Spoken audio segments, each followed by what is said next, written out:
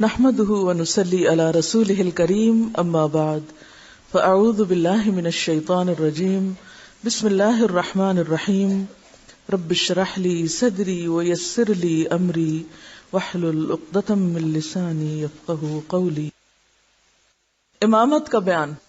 رسول اللہ صلی اللہ علیہ وسلم نے فرمایا، یا القوم اقرأهم لکتاب اللہ فإن كانوا في القراءة سواء فأعلمهم بالسنة فإن كانوا في السنة سواء فأقدمهم هجرة فإن كانوا في الهجرة سواء فأقدمهم سلما ولا يؤمن الرجل في سلطانه ولا يقعد في بيته على تكرمته إلا بإذنه۔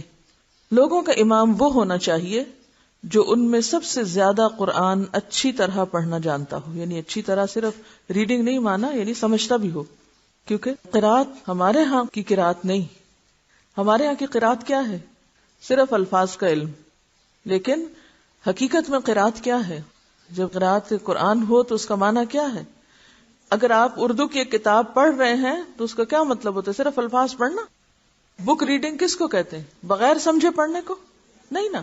لیکن ہمارے ہاں قرآن کی قرات کا جو کانسیپٹ ہمارے ذہن میں فوراً آتا ہے وہ کیا ہوتا ہے؟ بغیر سوچے سمجھے پڑھنا، اس کو ہم قرات کہتے ہیں۔ اس لیے وضاحت ضروری ہے کہ کہیں آپ یہ نہ سمجھیں کہ اس سے مراد صرف الفاظ ہیں۔ اگر قرات میں سب برابر ہوں تو پھر وہ امامت کرائے جو سنت کو سب سے زیادہ جانتا ہو، یعنی سب سے زیادہ احکام اور مسائل کی حدیثیں جانتا ہو۔ پھر اگر سنت کے علم میں سب برابر ہوں تو پھر امامت وہ کرائے جس نے سب سے پہلے ہجرت کی ہو مدینہ کی طرف۔ اب یہ بھی ایک میرٹ تھا۔ نمبر 1 میرٹ کیا ہے؟ علم۔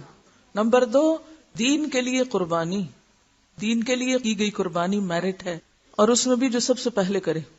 اگر ہجرت میں بھی سب برابر ہوں تو پھر امامت وہ کرائے جو سب سے پہلے مسلمان ہوا، اور بلا اجازت کوئی شخص کسی کی جگہ امامت نہ کرائے۔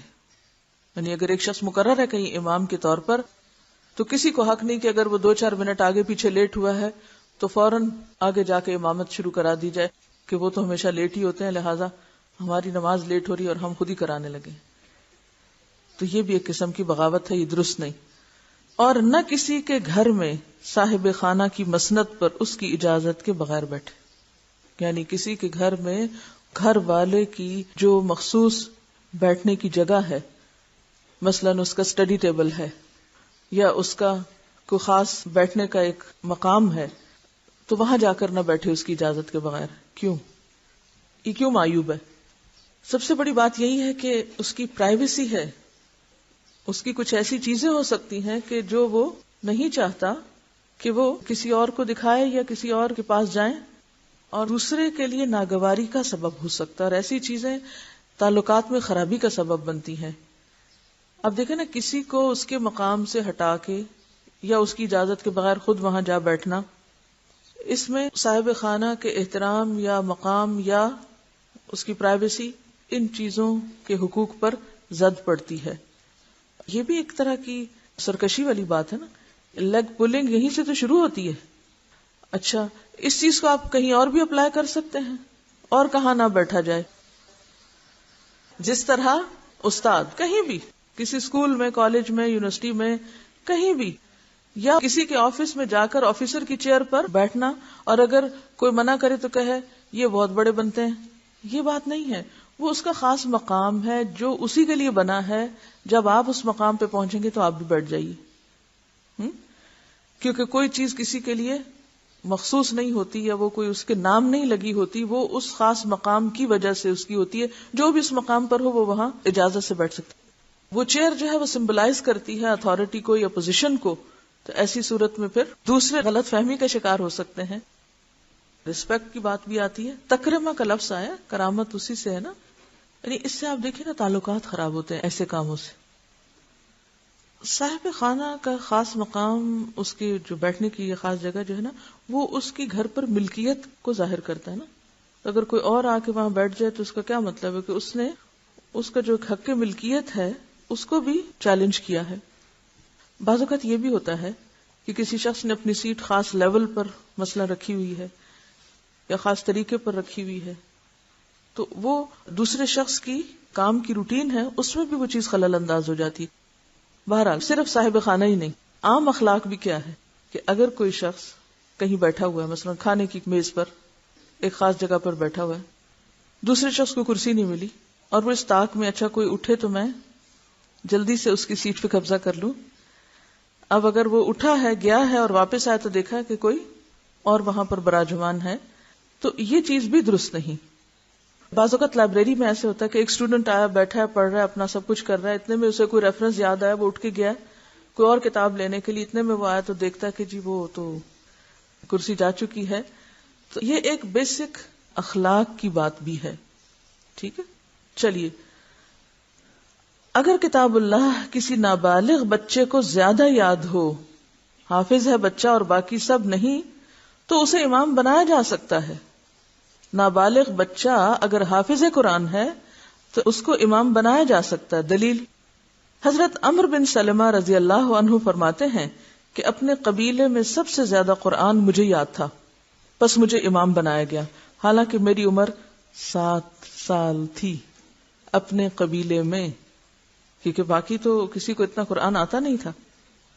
اندھے کو امام بنانا جائز ہے کیونکہ نبی صلی اللہ علیہ وسلم نے عبداللہ بن ام مکتوم کو امام مقرر کیا تھا، حالانکہ وہ نابینا تھے.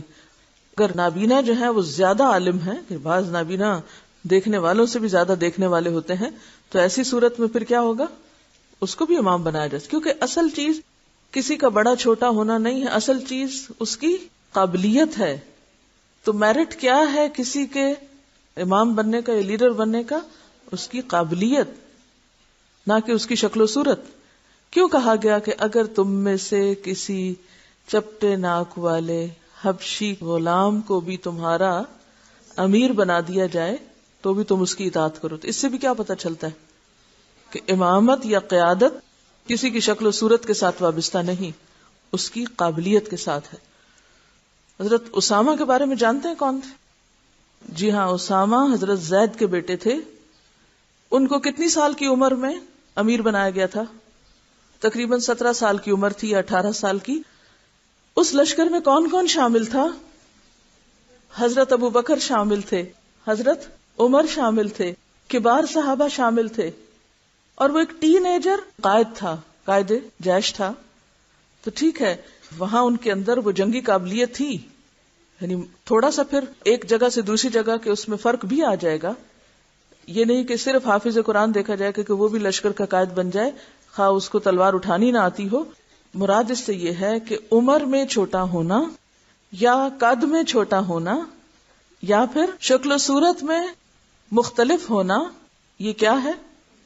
یہ معیار نہیں، معیار ہے قابلیت. جب تک مسلمان اس اصول پہ قائم رہے وہ آگے بڑھتے رہے، ترقی کے لیے بے حد ضروری. ایک شخص جسے ڈرائیونگ آتی نہ ہو، اگر اس کو بس پہ بٹھا دیا جائے تو کیا ہوگا؟ ایکسیڈنٹ کرے گا نا. تو اگر ایک ملک کسی ایسے بندے کے حوالے کر دیا جائے، ایک ادارہ کسی ایسے بندے کے حوالے کر دیا جائے، پڑھانے کی جگہ پر کسی ایسے بندے کو بٹھا دیا جائے، تو باقی لوگوں کا حال کیا ہوگا؟ تو ہم سب کو ان احادیث سے صرف ایک محدود سا سبق حاصل کرنے کی ضرورت نہیں، ایک بڑے ذہن کے ساتھ، ایک وسیع ذہن کے ساتھ ان باتوں کو سمجھنے کی کوشش کریں. رسول اللہ صلی اللہ علیہ وسلم نے فرمایا، اس امام کی نماز قبول نہیں ہوتی جس پر لوگ بوجہ اس کی بدعات، جہالت و فسق وغیرہ کے ناراض ہوں. یعنی جس سے لوگ ناراض ہوں اور اسے امام بنانا پسند نہ کریں، اس کی تو نماز بھی نہیں ہوتی. حضرت انس رضی اللہ عنہ روایت کرتے ہیں کہ رسول اللہ صلی اللہ علیہ وسلم کی سی بہت ہلکی اور بہت کامل نماز میں نے کسی امام کے پیچھے نہیں پڑھی. جب آپ عورتوں کی صف میں بچے کے رونے کی آواز سنتے تو اس ڈر سے نماز ہلکی کر دیتے کہ اس کی ماں کو تکلیف ہوگی. حضرت ابو قتادہ رضی اللہ عنہ سے روایت ہے کہ رسول اللہ صلی اللہ علیہ وسلم نے فرمایا، میں نماز لمبی کرنے کے ارادے سے نماز میں داخل ہوتا ہوں، پھر عورتوں کی صف میں بچے کے رونے کی آواز سنتا ہوں تو اپنی نماز میں کمی کر دیتا ہوں، یعنی ہلکی پڑھاتا ہوں کہ بچے کے رونے سے اس کی ماں کو تکلیف ہوگی. تو کیا عورتوں پر جماعت سے نماز پڑھنا یا مسجد میں پڑھنا فرض تھا؟ کوئی فرض نہیں تھا، لیکن کیا تھا؟ رخصت تھی، اجازت تھی. اب اس اجازت کے ساتھ اگر وہ آ گئی ہیں تو ان کو عزت دی جاتی تھی، ان کے حقوق کا وہاں بھی خیال رکھا جاتا تھا جہاں ان کے لیے کچھ لازم نہیں تھا، لیکن وہاں بھی ان کی رعایت رکھی جاتی ہے، اور صرف ان کی نہیں، ان کے بچوں کی. یعنی بچہ رو رہا ہے اور بچے کی وجہ سے ماں کو تکلیف ہو رہی ہے. یعنی کس قدر آپ صلی اللہ علیہ وسلم جو ہیں عورتوں کے حقوق کی اور بچوں کے حقوق کی رعایت کرنے والے ہیں. اور یہاں سے ایک اور کون سی بات سیکھنے کو ملتی؟ جو لوگ کسی وجہ سے معذور ہوں، ہینڈی کیپڈ ایک تو ہوتا ہے انسان فزیکلی یا مینٹلی، یا پھر اپنے مخصوص مسائل یا پرابلمز میں گھرے ہونے کی وجہ سے. کیونکہ بعض اوقات لوگ کہتے ہیں نا کہ اسلام میں ہینڈی کیپ کے کیا حقوق ہیں. اس وقت مغرب میں تو جو معذور افراد ہیں، چاہے وہ کسی بھی معذوری کا شکار ہیں، ان کے لیے ہر طرح کی سہولتیں مہیا کی گئی، حتیٰ کہ تفریح گاہوں میں، پارکس میں، اسکولز میں. بلکہ ہوتا یہ ہے کہ جو بیسٹ پارکنگ کا ایریا ہوتا ہے کسی مال میں، شاپنگ کے ایریا میں یا کسی پبلک پلیس میں، جو قریب ترین اچھی جگہ ہوتی ہے وہ ہینڈی کیپڈ کے لیے مخصوص ہوتی ہے. اس پہ نشان لگے ہوئے ہوتے ہیں کہ یہاں کوئی اور گاڑی بھی پارک نہیں کر سکتا. مخصوص قسم کی کرسیاں بنی ہوئی ہوتی ہیں، مخصوص ادارے بنے ہوتے ہیں جہاں ان کو تعلیم دی جاتی ہے. ایک مرتبہ ایک جگہ پر مجھے جانے کا اتفاق ہوا، ٹورنٹو ڈاؤن ٹاؤن میں، اور وہاں پر بہت ہی ہیوج بلڈنگ تھی. جب اس کے انٹرنس میں ہم داخل ہوئے انفارمیشن کے لیے، تو انفارمیشن ڈیسک پر نابینا لڑکی کھڑی تھی. وہ محض اپنے شاید بریل سے یا اپنی مخصوص چیزیں مخصوص جگہوں پر رکھنے کی تربیت لے کر وہ ہر آنے جانے والے کو انفارمیشن بھی دے رہی تھی، اور اس کے ساتھ اس کا مطلوبہ کارڈ یا کاغذ یا جو بھی چیزیں وزٹر کو چاہیے ہوتی ہیں وہ ان کو دے رہی تھی. اب آپ خود سوچیں کہ ہم کہتے ہیں کہ نابینا امام نہ بنے، اور وہاں انفارمیشن ڈیسک پر ایک نابینا شخص کھڑا ہے. کیونکہ انفارمیشن دینے کا تعلق کسی کی شکل دیکھنے سے نہیں ہے بلکہ اس کی مدد کرنے سے ہے. تو میں حیران ہو گئی کہ کتنی عزت دی گئی ہے ایسے لوگوں کو جن کو ہم ساری زندگی بیکار کٹھارے میں ڈال دیتے ہیں کہ وہ کسی کام کے نہیں ہیں، اور ہر ایک صرف ان کے اوپر مذاق کرتا ہے یا ہنستا ہے یا اس کو ایک بیکار چیز سمجھ کے پھینک دیتا ہے. تو اصل ہے کسی بھی قوم کی سوچ کیا ہے، انسانی ہمدردی کیا ہے. امام احمد بن حنبل کے بارے میں پڑھ کے تو یقین کریں مجھے اپنا آپ اتنا حقیر لگا کہ اتنا ہم لوگوں کی خیرخواہی کے دعوے کرتے ہیں، آج تک میں نے ایسی دعا کیوں نہیں مانگی، میرے دل میں ایسی سوچ کیوں نہیں آئی، کیوں نہیں ایسی سوچ آئی. کیا مانگا تھا انہوں نے کہ اگر کسی گناہگار کا یا اللہ تجھے فدیہ چاہیے تو اس فدیے میں مجھے لے لے. ہم میں سے ہے کوئی جو یہ سوچے بھی؟ مجھے تو کم از کم ایسی سوچ آئی بھی نہیں. تو میں سوچ رہی تھی کہ پھر ہم کس طرح کی باتیں کرتے ہیں کہ ہم بڑے خیر خواہ ہیں دوسروں کے. کتنی تڑپ ہے دوسروں کے لیے، گناہگاروں کے لیے، عملی طور پر ہینڈی کیپ لوگوں کے لیے. کیا تڑپ ہے ہمارے دل میں، کیا خیر خواہی کا منصوبہ ہے، کسی کی ہمدردی اور کسی کی مدد اور کسی کی خدمت اور کسی کو سیدھے راہ پہ لانے کے لیے کیسا دل ہے ہمارے اندر؟ کچھ نہیں ہے، صرف باتیں ہیں اور دعوے ہیں. تو حقیقی معنوں میں یہ ساری مثالیں جو آج مہذب دنیا میں ہو رہی ہیں یہ اسلامی تاریخ میں موجود ہیں. ہم اس تاریخ پر فخر تو ضرور کرتے ہیں کہ ہمارے ائمہ کرام ایسے تھے، لیکن ہم کیا ہیں یہ ہم نہیں سوچتے کہ ہمارا بھی کون سے تعلق ہے یا ہمیں بھی ان کے طریقوں پہ چلنا ہے. جب ہم صراط الذین انعمت علیہم مانگتے ہیں تو پتہ ہی نہیں کہ وہ انعمت علیہم ہے کون. تو بہرحال بات یہ ہے کہ ایک معذور کو بھی اسلام میں بے حد عزت دی گئی ہے، اور اس کی صلاحیت کے مطابق اگر اس کے اندر قابلیت ہے، اور ظاہر ہے کہ قابلیت تو پیدا کرنی پڑے گی نا. عبداللہ بن ام مکتوم امام جب ہی بن سکتے ہیں جب وہ قرآن جانتے ہوں، جب ان کے پاس علم ہو. تو آج تو بہت آسان ہو گیا ہے کہ ایک نابینا شخص آڈیو کے ذریعے، ریڈیو کے ذریعے اتنا کچھ سیکھ سکتا ہے کہ اگر ساری کتابیں پڑھ کے ریکارڈ کر دی جائیں تو کسی بھی قسم کی کتابوں سے وہ فائدہ اٹھا سکتا ہے. انگلیوں سے پڑھنے کا بریل کا طریقہ جو ہے اس سے بہت کچھ حاصل کیا جا سکتا ہے. تو اسی طرح اصل بات یہ ہے کہ معاشرے کو ایسے افراد کی رعایت کرنی ہے، ان کے ساتھ ہمدردی کرنی ہے، ان کے ساتھ خیرخواہی کرنی ہے اور ان کو آگے بڑھانا ہے. بہرحال ہینڈی کیپڈ ہونے میں ایک چیز یہ بھی ہے کہ جیسے ایک عورت ہے، اس کا بچہ چھوٹا ہے. اب وہ بچہ چھوٹا ہے تو وہ بچہ اس کو روک رہا ہے نیکی کے کام میں یا خیر کے کام میں شریک ہونے سے. تو ایسے میں اس کے لیے کوئی انتظام کیا جائے، اس کی کوئی مدد کی جائے. تو ایسی چیزوں کے بارے میں سوچنا جو ہے یہ ہم سب کا فرض بنتا ہے. ہمارے ہاں عموماً کیا کہا جاتا ہے؟ تمہارے بچے چھوٹے ہیں، تم کیا کرو، گھر بیٹھ جاؤ. تو اب بچے چھوٹے ہونا کوئی جرم تھوڑی ہے. ہاں طریقے سوچیں، نہ کہ چھوٹے بچے والی ماؤں کو آپ پیچھے کر دیں. طریقہ سوچیں کس طرح مدد، ایک نہیں طریقہ دوسرا، دوسرا نہیں تیسرا. بہرحال لمبی نماز پر نبی کریم صلی اللہ علیہ وسلم کا غصہ. حضرت ابو مسعود انصاری رضی اللہ عنہ روایت کرتے ہیں کہ میں نے رسول اللہ صلی اللہ علیہ وسلم کو کسی واعظ میں اتنے غصے میں نہیں دیکھا جتنا لمبی نماز پڑھانے والوں پر اس دن دیکھا. آپ نے فرمایا تم لمبی نمازیں پڑھا کر لوگوں کو نفرت دلانے والے ہو. یعنی لوگ مسجد سے بھاگ جائیں گے اگر وہ دیکھیں گے کہ آدھا گھنٹہ ہمارا 2 رکعت میں گزر گیا. سنو، جب تم لوگوں کو نماز پڑھاؤ تو ہلکی پڑھاؤ، اس لیے کہ ان مقتدیوں میں ضعیف، بوڑھے اور حاجت مند بھی ہوتے ہیں. یعنی ایک نارمل سائز کی نماز ہونی چاہیے، نہ اتنی چھوٹی کہ بس وہ پتہ ہی نہ چلے کہ نماز پڑھی کہ نہیں، اور نہ اتنی لمبی نماز پڑھنی تو خود تنہائی میں نوافل کی شکل میں پڑھو، لیکن امام کو دوسروں کو لمبی نماز نہیں پڑھانی چاہیے. حضرت عثمان بن ابی العاص رضی اللہ عنہ روایت کرتے ہیں کہ مجھے رسول اللہ صلی اللہ علیہ وسلم کی آخری وصیت یہ تھی، جب تم لوگوں کی امامت کرو تو ان کو نماز ہلکی پڑھاؤ، کیونکہ تمہارے پیچھے بوڑھے، مریض، کمزور اور کام کاج والے لوگ ہوتے ہیں. کون کون ہوتے ہیں؟ بوڑھے، مریض، کمزور اور کام کاج والے. اور جب اکیلے نماز پڑھو تو جس قدر چاہے لمبی پڑھو. یہ ہے طریقہ. اس سے ایک اور بات بھی پتہ چل رہی اس حدیث سے، انڈائریکٹ مطلب یہاں سے کیا ایک اور پتہ چل رہا ہے. دوسرا مطلب یہ ہے کہ بوڑھے کو بھی جماعت سے نماز پڑھنی چاہیے، جی ہاں، اور مریض کو بھی جماعت میں شامل ہونا چاہیے، کمزور کو بھی، کام کاج کرنے والوں کو بھی، ان سب کو مسجد حاضر ہونا چاہیے. کیونکہ عموماً کوئی ہمیں کام پڑ جائے، بیماری آ جائے، کمزوری آ جائے، سب سے پہلے کیا چھوڑتے ہیں؟ نماز. اور با جماعت کی تو ویسی چھٹی ہے ہماری. تو یہاں پر کیا بتایا جا رہا ہے کہ یہ بھی شریک ہو، اور امام کو اسی وجہ سے کہا جا رہا ہے کہ ہلکی پڑھاؤ، کیونکہ یہ بھی بیچ میں موجود ہے. یہ نہیں کہا جا رہا کہ امام تم لمبی کرو اور ان سب کو گھر بھگا دو. ہلکی نماز کا یہ مطلب نہیں کہ رکوع، سجود، قومے اور جلسے کو درہم برہم کر کے رکھ دیا جائے، یعنی یہ پتہ نہ چلے کہ اللہ اکبر اٹھنے کی ہے یا بیٹھنے کی. واضح ہو کہ ارکان نماز کی تعدیل اور طمانینت کے بغیر نماز باطل ہوتی ہے، بلکہ ہلکی نماز کا مطلب یہ ہے کہ قرات میں نسبتاً اختصار کیا جائے مگر قیام زیادہ مختصر بھی نہ ہو. نبی صلی اللہ علیہ وسلم نے فرمایا افضل نماز وہ ہے جس میں قیام لمبا ہو، لیکن لمبے کا مطلب بہت طویل نہیں کہ جیسے کوئی نفلی نماز ہو. نماز میں سکون.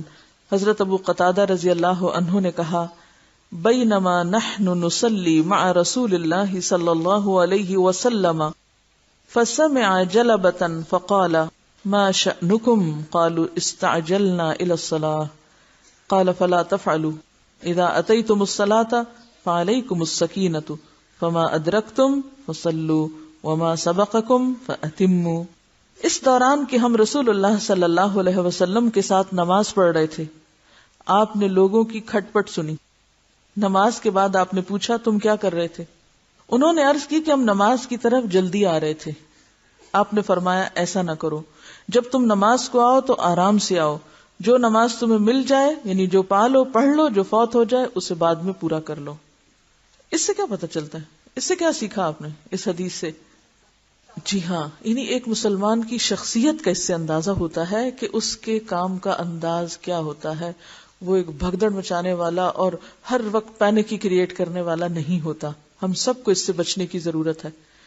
جلدی کرو، اٹھو، بیٹھو، ادھر ہو جاؤ، ادھر ہو جاؤ، چلو، سو جاؤ، جاگ جاؤ، یہ طریقہ نہیں ہوتا. اور خصوصاً قائدین اور لیڈرز کے اندر یہ تحمل اور وقار ہونا چاہیے. ہم مائیں گھروں میں یہی کچھ کرتی ہیں، ایک طوفان برپا کیے رکھتی ہیں جس کی وجہ سے بچے عموماً ماؤں سے بیزار رہتے ہیں. یہ بہت کامن مرض ہے عورتوں میں، یہ جذباتی ہوتی ہے نا. ابھی ایک ہی جملے میں 10 انسٹرکشنز دے دیں گی، بچہ منہ دیکھتا رہے گا کہ پھر اس کو سمجھ نہیں آئے گی، پھر وہ کہے گا کہ پتہ نہیں کہا کیا، اور پھر وہ نہیں کرے گا تو شامت آئے گی اور سارا قصور اسی کا ہوگا. اور ماں تو ماں ہے، معزز، مکرم. یہ چیز آرگنائزیشن کو بھی شو کرتی ہے کہ پہلے سے سارا کچھ پلانڈ ہے، تیار ہے. ایک اور بات جو آپ لوگ نہیں سیکھ رہے اس حدیث سے، اور وہ ہے آپ صلی اللہ علیہ وسلم تربیت کا کوئی موقع ہاتھ سے جانے نہیں دیتے تھے. خواہ کوئی غلطی لوگوں کی نماز کے اندر آپ کو پتہ چلتی تھی تو نماز کے بعد بھی اس کی خبر لیا کرتے تھے. اس کی ایک اور مثال بھی ہے، کہیں یاد ہے؟ ایک اور موقع پر بھی کچھ ایسا ہوا تھا. آپ نماز پڑھا رہے تھے، ایک شخص نے پہلے ہی سلام پھیر کے اٹھ کے کہنے لگا یا اللہ مجھ پہ رحم کر اور محمد پہ اور باقی کسی پہ نہ کر، یہ کہہ کے چلتا بنا. سنی ہوگی حدیث سب نے. جی صاحب نے فرمایا کہ یہ زیادہ بہکا ہوا ہے اس کا اونٹ، اس نے یہ کیا کہا ہے. اس سے کیا پتہ چلتا ہے کہ جو مربی ہیں، یعنی آپ ماں ہیں یا آپ استاد ہیں یا آپ کہیں پر بھی ذمہ دار ہیں، تو تربیت کا کام صرف اس کرسی پہ بیٹھ کے چند کہانیاں سنانا نہیں ہے. عام حالات میں لوگوں پر نگاہ رکھنا ہے کہ کہاں کیا غلطی ہو رہی ہے اور اس کے مطابق اس چیز کو سنوارنا اور اصلاح کرنا ہے. حضرت ابو ہریرہ رضی اللہ عنہ کی روایت میں ہے، آپ صلی اللہ علیہ وسلم نے فرمایا، جب تم نماز کا ارادہ کرتے ہو تو نماز ہی میں ہوتے ہو، لہذا وقار اور سکون کے ساتھ آیا کرو. یعنی نماز کا انتظار بھی نماز کا ہی حصہ بن جاتا ہے. اماموں پر وبال، یعنی جہاں امام بننا بظاہر بہت معزز کام نظر آتا ہے اور بہت اجر اور ثواب کا باعث بھی ہے، کیونکہ امام کے پیچھے جتنے لوگ نماز پڑھیں ان کی نماز کا ثواب بھی امام کو ملتا ہے، ان کو ملنے کے ساتھ ساتھ. لیکن اگر امام غلطی کرتا ہے تو اس کی سزا یا اس کا وبال بھی بہت سخت ہے. یعنی امامت بہت نازک مرحلہ ہے، بہت حساس کام ہے. حضرت ابو ہریرہ رضی اللہ عنہ سے روایت ہے کہ رسول اللہ صلی اللہ علیہ وسلم نے فرمایا، اگر اماموں نے نماز اچھی طرح پڑھائی تو تمہارے لیے بھی ثواب ہے اور ان کے لیے بھی ثواب ہے، اور اگر نماز پڑھانے میں خطا کی تو تمہارے لیے ثواب ہے، ان کے لیے وبال ہے. یعنی اگر کوئی کمی کوتاہی امام کرتا ہے تو اس کا ذمہ دار وہ خود ہے، لیکن تم پر اس کا اثر نہیں پڑے گا. گویا اگر امام کی نماز نہ بھی ہو اور پیچھے مقتدی درست نماز پڑھ رہا ہے تو اس کی نماز ہو جائے گی. امام بغوی فرماتے ہیں، اس حدیث میں اس بات کی دلیل ہے کہ اگر کوئی امام بے وضو یا بحالت جنابت نماز پڑھا دیتا ہے اور پیچھے والوں کو پتہ ہی نہیں کہ امام کو وضو ہے یا نہیں، تو مقتدیوں کی نماز صحیح اور امام پر نماز کا اعادہ ہے. یعنی اس نے نماز پڑھا دی، پھر اس کو یاد ہے اوہ ہو میرا تو وضو ہی نہیں تھا. اب وہ ساری مسجد کو نہیں کہے گا کہ تم بھی دوبارہ نماز پڑھو، وہ تو باوضو تھے اور ان کی اپنی نیت اور نماز، ان کی نماز ہو گئی. ہاں امام وہ اپنی نماز دوبارہ لوٹائے گا، خواہ اس نے یہ فعل ارادتاً کیا ہو، یعنی جان بوجھ کے، یا لا علمی کی بنیاد پر، اس کو خیال ہی نہیں تھا. نماز پڑھا کر امام مقتدیوں کی طرف منہ پھیرے، یعنی سلام پھیرنے کے بعد پیچھے کو پلٹ جائے، یعنی اپنے مقتدیوں کو دیکھے، ان کی طرف پیٹ کر کے نہ بیٹھا رہے. حضرت سمرہ بن جندب رضی اللہ عنہ سے روایت ہے، وہ کہتے ہیں جب رسول اللہ صلی اللہ علیہ وسلم نماز پڑھ چکتے تو ہماری طرف متوجہ ہوتے. حضرت انس رضی اللہ عنہ روایت کرتے ہیں کہ رسول اللہ صلی اللہ علیہ وسلم اپنی داہنی طرف سے مڑتے تھے، یعنی جب پیچھے کو پلٹتے تو دائیں جانب سے گھومتے. حضرت عبداللہ بن مسعود کہتے ہیں کہ تم اپنی نماز میں سے صرف دائیں طرف سے پھر کر شیطان کا حصہ مقرر نہ کرو، تحقیق میں نے رسول اللہ صلی اللہ علیہ وسلم کو دیکھا کہ وہ اپنے بائیں طرف سے بھی پھرتے تھے. یعنی دونوں طرح سے جائز ہے، صرف ایک ہی چیز کو مقرر نہ کر لو. معلوم ہوا کہ امام کو پھرنے کے لیے صرف ایک طرف مقرر نہیں کر لینی چاہیے، بلکہ کبھی دائیں طرف سے پھرا کرے کبھی بائیں طرف سے، مگر اکثر دائیں طرف سے مڑنا چاہیے کیونکہ کوئی بھی کام دائیں طرف سے کیا جانا پسندیدہ ہے. حضرت براہ سے روایت ہے کہ ہم رسول اللہ صلی اللہ علیہ وسلم کے پیچھے نماز پڑھتے تو ہم آپ کے دائیں طرف کھڑے ہونے کو پسند کرتے تھے تاکہ آپ کا چہرہ ہماری طرف ہو، یعنی پہلے ہمیں دیکھیں گے اور پھر مڑیں گے. اور یہ قدرتی بات ہے کہ انسان کی توجہ دائیں طرف آٹومیٹکلی زیادہ جاتی ہے پڑھاتے ہوئے بھی. امام کی اقتداء کے احکام. اقتداء کا کیا مطلب ہے؟ پیروی کرنا. حضرت ابو ہریرہ رضی اللہ عنہ سے روایت ہے کہ رسول اللہ صلی اللہ علیہ وسلم نے فرمایا، امام سے پہل نہ کرو، یعنی نماز کا کوئی بھی رکن امام سے پہلے ادا نہ کرو، اس سے آگے نہیں بڑھو. جب وہ تکبیر کہے اس کے بعد تم تکبیر کہو، یعنی امام نے اللہ اکبر کہہ لیا تو بعد میں آپ اللہ اکبر کہیں گے دل میں، اور جب امام ولضالین کہے تو تم اس کے بعد آمین کہو، اور جب امام رکوع کرے تم اس کے بعد رکوع کرو، اور جب امام سمع اللہ لمن حمدہ کہے تو تم اللہم ربنا لک الحمد کہو۔